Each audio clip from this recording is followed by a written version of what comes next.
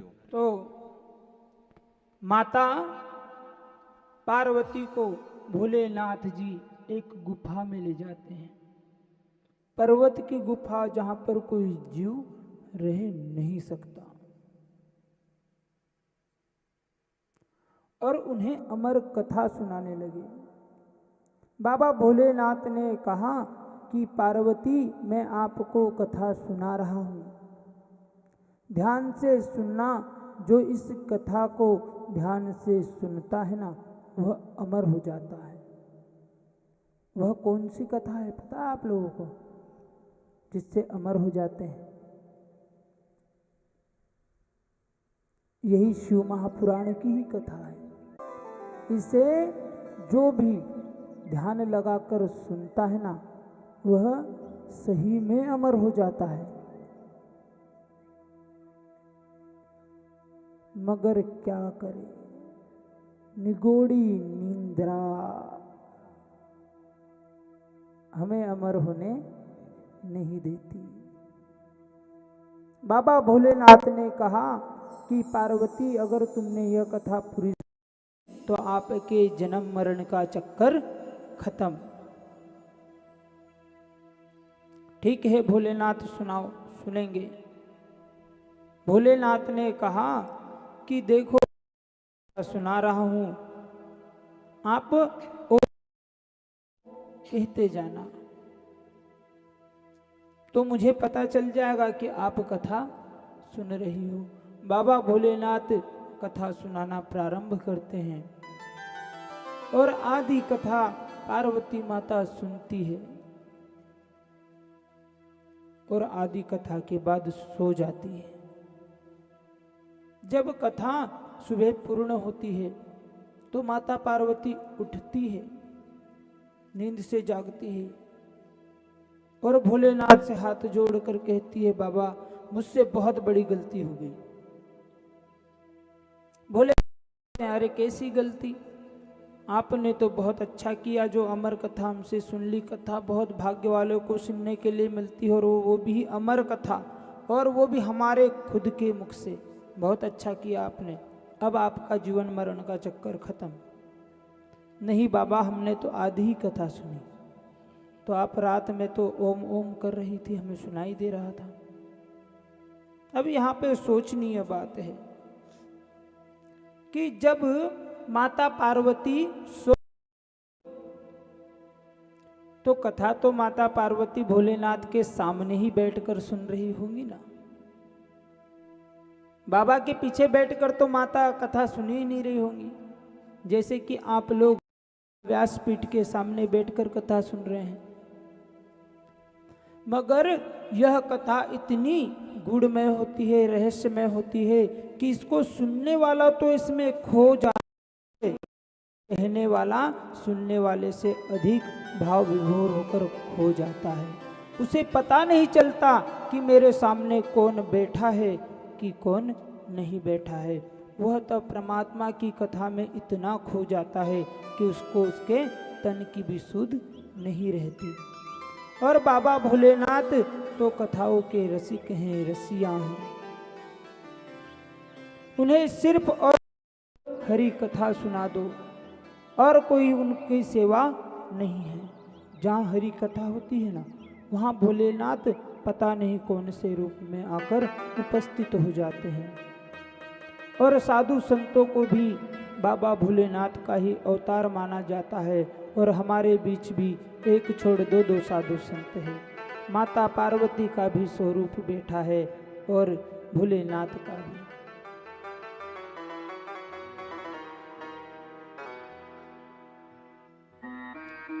तो माता पार्वती कहती है कि बाबा मैंने तो सुनी नहीं, आधी ही सुनी। तो यह आधी और कौन सुन रहा था? जिसने भी यह कथा सुनी है वो अमर हो, और पार्वती अमर इस पृथ्वी, इस ब्रह्मांड में कोई है नहीं। जो जन्मा है वो मरेगा जरूर। जिसने यह कथा सुनी है उसे मैं मार डालूंगा। तो उस गुफा में किसी समय पर एक कबूतर और कबूतरी का जोड़ा रहता था, नर और मादा। तो उनके वहाँ अंडे थे और वह गुफा ऐसी थी कि 3 महीने खुली रहती थी और बाकी समय बंद। और वह हिम की गुफा थी, बर्फ की गुफा थी। और आप लोग बर्फ में कोई भी वस्तु रख दो तो सालों साल रखी रहती है। और अमर कथा तो प्रभु के बैन तो ऐसे हैं कि कोई मृत्यु भी हो, प्रभु के बैन सुनते ही उसमें प्राणों का संचार हो जाता है। तो ये तो अंडे थे, उन अंडों में जीव हो गया। और जैसे ही उन जीवों ने देखा सुना कि बाबा भोलेनाथ हमें मारने के लिए कह रहे हैं, वो उस गुफा में से उड़कर भागे। भोलेनाथ ने कहा कि यही थे, इन्हें मैं जीवित नहीं छोड़ूंगा। भोलेनाथ ने अपना त्रिशूल फेंका। भोलेनाथ ने अपना त्रिशूल छोड़ा उस पक्षी के पीछे। वह पक्षी क्या था? सुगा था। सुगा मतलब तोता। सुगा था। वो सुगा दौड़ते दौड़ते तीनों लोकों में घुमा, मगर किसी ने उसे शरण नहीं दी। एक दिन का समय था। वेदव्यास जी की पत्नी, भगवान वेदव्यास जी, जिन्होंने ये सारे शास्त्र लिखे हैं, कहे हैं, पुराने जितनी 18 पुराणे हैं ना, वो सब वेदव्यास जी ने लिखे हैं। इसीलिए इसे व्यासपीठ भी कहते हैं, क्योंकि जितने पुराण हैं वो सब व्यास जी के रचे हुए हैं। उन्होंने लेखन किया, उन्होंने प्रचार किया। तो व्यास जी की पत्नी सूर्य वंदन कर रही थी। माता तुलसा में जल अर्घ देते हुए सूर्य को नमस्कार कर रही थी। और नमस्कार करते समय सब कोई ना कोई उच्चारण करते हैं। कोई ओम का करता है, कोई राम का करता है, कोई कुछ, जो भी जिसके गुरु का दिया हुआ मंत्र है उसका उच्चारण करता है। तो वो भी राम का उच्चारण कर रही थी। मुंह खुला। सुख जी जो पक्षी था वो वेदव्यास जी की पत्नी के मुंह के द्वारा पेट में, गर्भ में चले गया। अब गर्भ में चले गया तो जो भोले बाबा ने त्रिशूल फेंकी थी ना, वो त्रिशूल वेदव्यास जी की पत्नी के आसपास घूमती रही। अब उन्हें डर लगे कि ये त्रिशूल मेरे पीछे क्यों घूम रहा है। त्रिशूल उन्हें मार भी नहीं सकता, क्योंकि बाबा भोलेनाथ निरपराधी को कभी दंड नहीं देते। और देवताओं का कार्य भी है, निरपराधी को कोई दंड नहीं देते। अपराधी तो वह सुख था, सुगा था, जो उनके पेट में छुप गया था जाकर के। अब त्रिशूल कुछ महीने वहीं पर वेदव्यास जी की पत्नी के आसपास घूमता रहा। नारद जी एक दिन आए वेदव्यास जी के यहाँ। नारद जी ने पूछा, ये क्या परेशानी है, ये त्रिशूल क्यों लगा रखा है आपने? वेदव्यास जी की पत्नी कहती है कि एक दिन मैं अर्घ दे रही थी सूर्य नारायण भगवान का, और ये त्रिशूल आकर मेरे पास घूमने लगा। नारद जी ने कारण जाना तो कारण पता चला कि इनके गर्भ में एक पक्षी आकर छुप गया है, बैठ गया है। उसे मारने के लिए यह त्रिशूल यहाँ पे चक्कर लगाए जा रहा है। नारद जी बाबा भोलेनाथ के पास जाते हैं और भोलेनाथ से निवेदन करते हैं कि भोलेनाथ, आपने शूल महाराज जो हैं, जिन्हें त्रिशूल कहते हैं, उनका शूल महाराज नाम है, शूल महाराज को किसका वध करने के लिए भेजा है?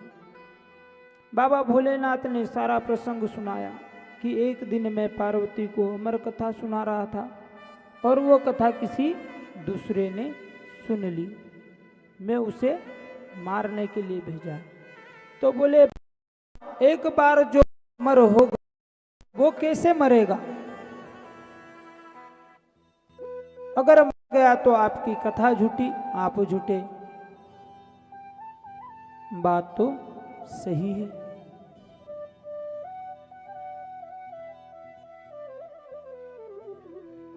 और फिर त्रिशूल बाबा लेकर के पुनः उसी स्थान पे आते हैं। माता पार्वती सहित वो वहीं विराजमान रहते हैं और जिसे आज हम सब लोग अमरनाथ कहते हैं। बोलो अमरनाथ भगवान की। बाबा भोलेनाथ वहीं पर उस गुफा में तब से आज तक माता पार्वती के साथ बर्फ के अमरनाथ नाम से पूजे जाते हैं। वहाँ की एक विशेषता है कि सिर्फ और सिर्फ 3 महीने जब तक बाबा भोलेनाथ रहते हैं तब तक ही वो गुफा खुली रहती है, बाद में बर्फ से ढक जाती है। बड़े चमत्कारी हैं, स्थान है, दर्शनीय स्थान है, जहाँ आज भी हमें भगवान भोलेनाथ के साक्षात्कार होते हैं। नहीं तो आप अपने घर में फ्रिज में कहीं दुकान से एक बहुत बड़ी सिल्ली ले आइए बर्फ की, देखिए वो 1 दिन से 2 दिन नहीं रहेगी। मगर वह एक ऐसा स्थान है, आप वहीं जाकर के किसी अन्य बर्फ का टुकड़ा उठाइए, थोड़ी देर में गल जाएगा। मगर बाबा भोलेनाथ का जो बर्फ का शिवलिंग बनता है, बाबा भोलेनाथ वहाँ 3 महीने रहते हैं, वो बर्फ का शिवलिंग भी 3 महीने तक गलता नहीं है। तो इस प्रकार माता पार्वती बाबा भोलेनाथ ने अमर कथा उन्हें सुनाई और वहाँ पर अमरनाथ अमर कथा सुनाई थी, इसलिए उनका नाम अमरनाथ पड़ गया।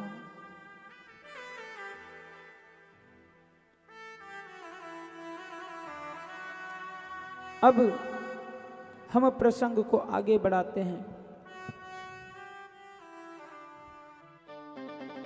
ऐसे ही कई दिन बीते, माता पार्वती और भोलेनाथ कैलाश पर रमण करते हैं और सभी जीव जंतु वहां पर आनंदित रहते हैं। एक समय तारकासुर